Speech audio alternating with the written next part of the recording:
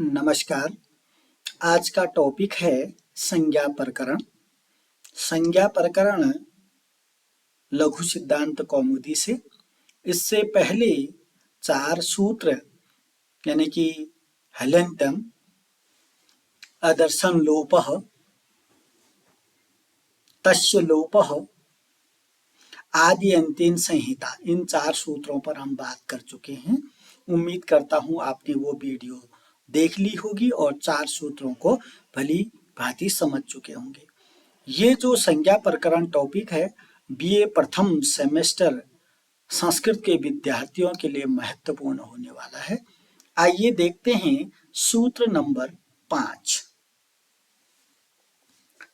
उकालो अज ह्रस्व दीर्घ प्लुतः।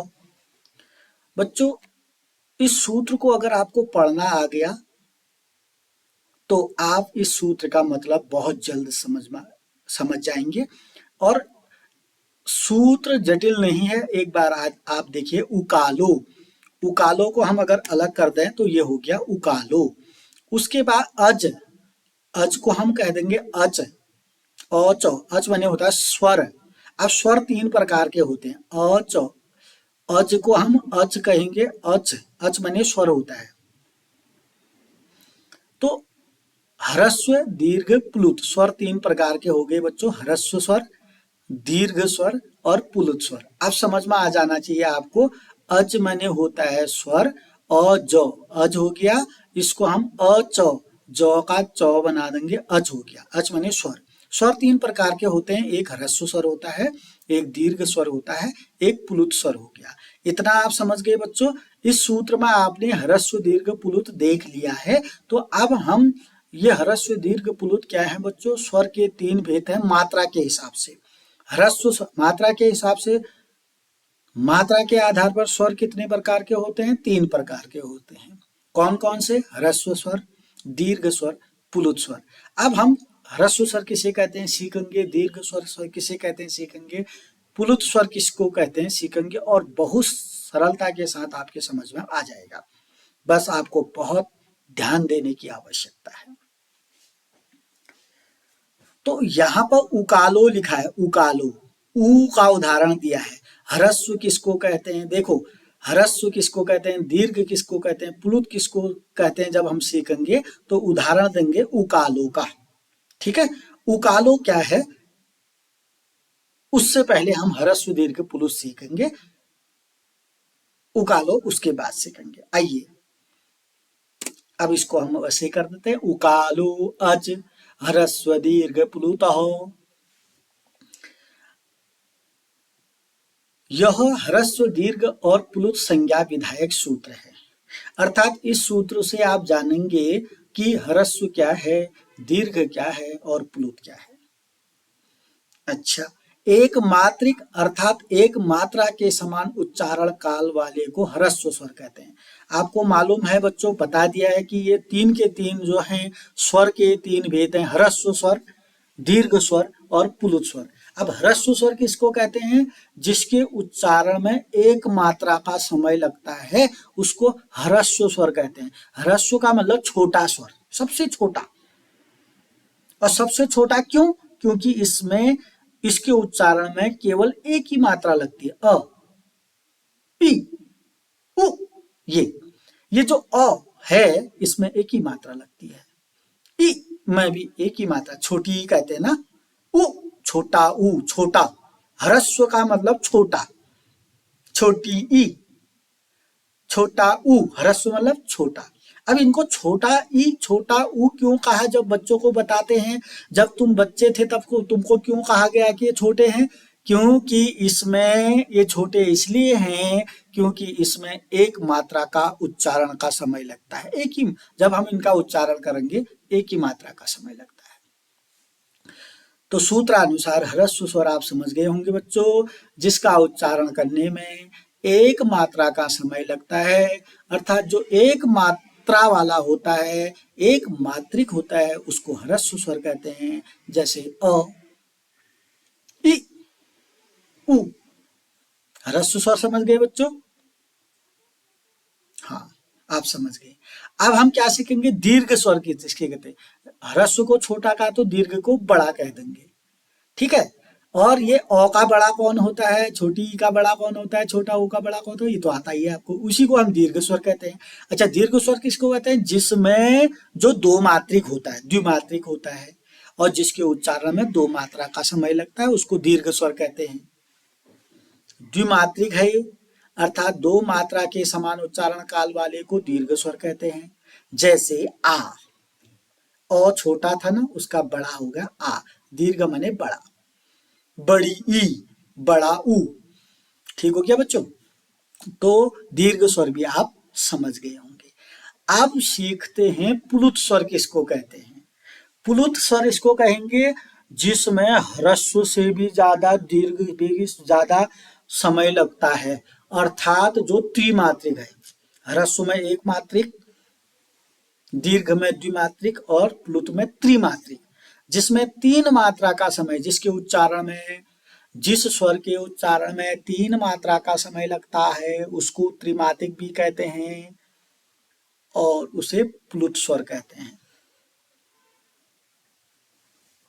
अब कैसे इसको समझेंगे, त्रिमात्रिक अर्थात तीन मात्रा के समान उच्चारण काल वाले को प्लुत स्वर कहते हैं।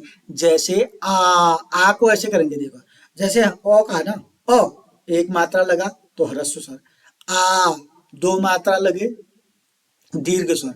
अब प्लुत बनाना है, प्लुत में तो तीन मात्रा लगेगा ना, समय ज्यादा लगेगा, आ ऐसा।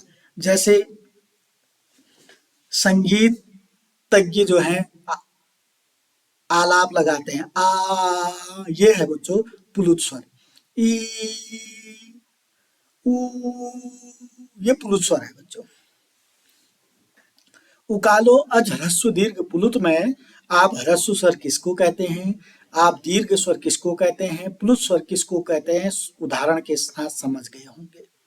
अब मैंने बोला था उसके बाद उकालो बताऊंगा। ऊ मने होता है ऊ के तीन फॉर्म हो गए फिर बच्चों, हो गए ना। ऊ को हम ह्रस्व ऊ भी कहेंगे। अब ऊ का ह्रस्व स्वर क्या होगा, छोटा ऊ। ये ऊ जो है दीर्घ स्वर हो गया। प्लुत में क्या कहेंगे, ऊ, ठीक है ना। तो ये काल माने समय है। तो इस ह्रस्व दीर्घ प्लुत को समझने के लिए ऊ का एग्जाम्पल दिया गया है। ऊ का उच्चारण एक मात्रिक भी होता है, द्विमात्रिक भी होता है, त्रिमात्रिक भी कहते हैं होता है। यानी कि ऊ ह्रस्व भी होता है, ऊ दीर्घ भी होता है, ऊ प्लुत भी होता है। तो जैसे ऊ, कौ में ऊ लगा दिया एक मात्रिक हो गया, कौ में बड़ा ऊ लगा दिया द्विमात्रिक हो गया, कौ में इस तरीके से कर दिया कू में तो त्रिमात्रिक हो गया। अब जिस बच्चे ने एक बार में वीडियो देखने के बाद ये उकालो अज ह्रस्व दीर्घ प्लुत नहीं आया, वो दोबारा भी इसको सुन सकते हैं, देख सकते हैं। कमी क्या हुई जिसको उसी को समझ में नहीं आएगा जिसने पढ़ाई का वातावरण खराब कर रखा है। यानी कि इसको समझने के लिए पहले आपको शांत वातावरण में ये वीडियो देखनी पड़ेगी। तो अगर नहीं आया समझ में, पुनः देखिएगा, आपके फोन में ये हमेशा रहने वाला है, तो पुनः भी देख सकते हैं, आप इसको नोट कर सकते हैं, आप इसकी स्क्रीनशॉट ले सकते हैं, लेकिन आना चाहिए आपको। अगर इतना जटिल सूत्र समझ में आ गया तो आप बहुत अच्छा संस्कृत समझ रहे हैं। उकालो अज ह्रस्व दीर्घ प्लुतः, जिसने ये वीडियो देख ली उसके बाद उसको ये ह्रस्व क्या है, दीर्घ क्या है, प्लुत क्या है, कभी भूलेगा नहीं। ये स्वर के तीन भेद हैं मात्रा के हिसाब से। आइए अगले सूत्र, सूत्र नंबर 6, उच्चय उदात्तः। सातवां है निश्चय अनुदात्तः और आठवां है समाहार स्वरित। तो बच्चों ये उदात्त क्या है, अनुदात्त क्या है, स्वरित क्या है, ये भी स्वर के तीन भेद हैं। तो इनको वैदिक स्वर कहते हैं। वेदों में जो स्वर होते हैं ना बच्चों, वहां ह्रस्व दीर्घ प्लुत नहीं कहा तो वहां वेदों में उदात्त स्वर, अनुदात्त स्वर, स्वरित स्वर कहते हैं। तो पहले पढ़ना सीख लेते हैं। उ, उच्चय उदात्तः, पहला स्वर क्या बोला बच्चों? उदात्त स्वर। निश्चय अनुदात्त, अनुदात्त। दूसरा स्वर क्या बोला बच्चों? अनुदात्त स्वर। तीसरा स्वर स्वरित स्वर, समाहार और स्वरित, स्वरित स्वर। तो ये तीन स्वर ये बताइए, पहले मैंने बोला स्वर तीन प्रकार के होते हैं, ह्रस्व स्वर, दीर्घ स्वर, प्लुत स्वर। उकालो अजह्रस्व दीर्घ प्लुतः सूत्र के द्वारा। वो तो थे स्वर के तीन भेद मात्रा के हिसाब से, तभी तो कहा मैंने एक मात्रिक, द्विमात्रिक, त्रिमात्रिक कहा ना। अब यहां भी मैंने बोल दिया स्वर के तीन भेद हैं, उदात्त स्वर, अनुदात्त स्वर, स्वरित स्वर। अब ये वैदिक वांग्मय में यानी कि वेदों में जो स्वर बताए गए हैं वो स्वर हैं उदात्त स्वर, अनुदात्त स्वर, स्वरित स्वर।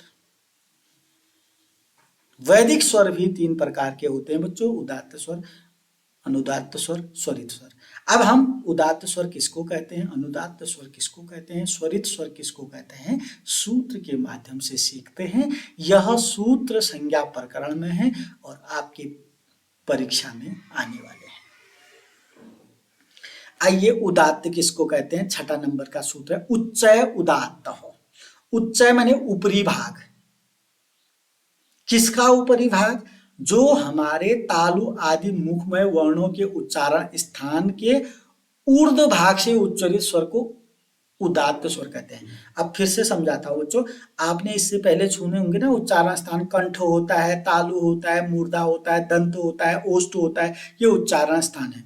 जब इन उच्चारण स्थानों के कंठ, तालु आदि उच्चारण स्थानों के ऊपरी भाग से जब हम उच्चारण करेंगे तो उसको उदात्त स्वर कहेंगे। कोई दिक्कत नहीं।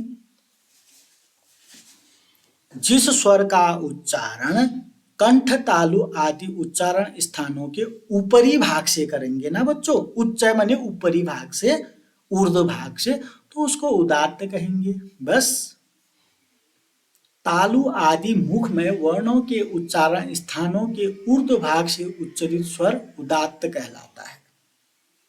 अर्थात उस स्वर की उदात्त संज्ञा होती है जिसके उच्चारण में तालु आदि स्थानों का ऊपरी भाग प्रयुक्त होता है। देखो ना, जैसे तालु है, कंठ है, इसका कंठ है, तालु है, इसका एक ऊपरी भाग होगा, एक बीच वाला भाग होगा, एक निचला भाग होगा। बस जब ऊपरी भाग से हम उच्चारण करेंगे तो उसको उदात्त कह देंगे। कोई दिक्कत? निश्चय अनुदात्त, जब निचले भाग से तालु आदि उच्चारण स्थानों के जब निचले भाग से उच्चारण करेंगे तो उसको अनुदात्त कह देंगे। तालु आदि उच्चारण स्थानों के अधोभाग, अधोभाग माने निचले भाग से उच्चारित स्वर अनुदात्त स्वर कहलाता है। कोई दिक्कत नहीं होनी चाहिए बच्चों। उदात्त स्वर क्या है? तालु आदि उच्चारण स्थानों के ऊपरी भाग से उच्चरित होता है। अनुदात्त क्या है? तालु आदि उच्चारण स्थानों के निचले भाग से उच्चरित होता है। अब समाहार और स्वरित है।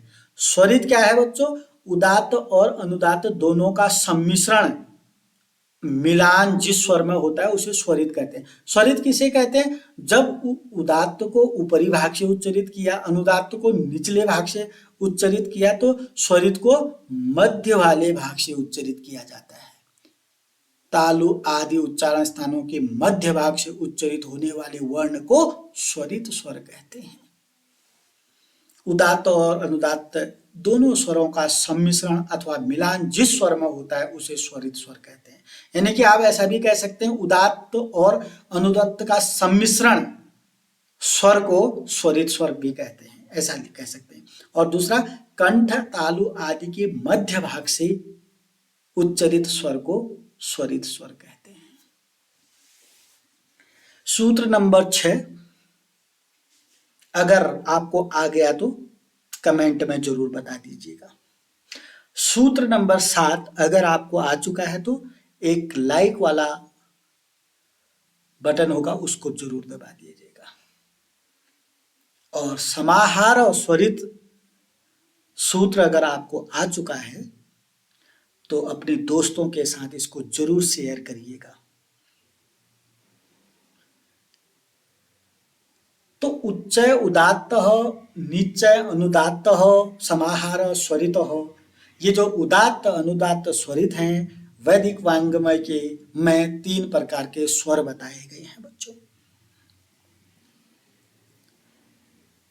अगर आपके मन में कोई भी इन सूत्रों से संबंधित यानी कि सूत्र नंबर 4 उकालो अजह्रस्व दीर्घ प्लुतः, सूत्र नंबर 5 सूत्र नंबर 5 उकालो अजह्रस्व दीर्घ प्लुतः, सूत्र नंबर 6 उच्चय उदात्तः, सूत्र नंबर 7 निच्चय अनुदात्तः, सूत्र नंबर 8 समाहार स्वरितः के विषय में कोई भी जिज्ञासा प्रश्न आ रहा है तो जरूर कमेंट बॉक्स में लिखिएगा। पुनः बोलता हूं, जो प्रश्न करेगा उसकी जिज्ञासाएं बढ़ेंगी और उसको ज्यादा समझ में आएगा। जिसको प्रश्न करना ही नहीं आएगा तो उसको इसको समझना बहुत जटिल हो जाएगा।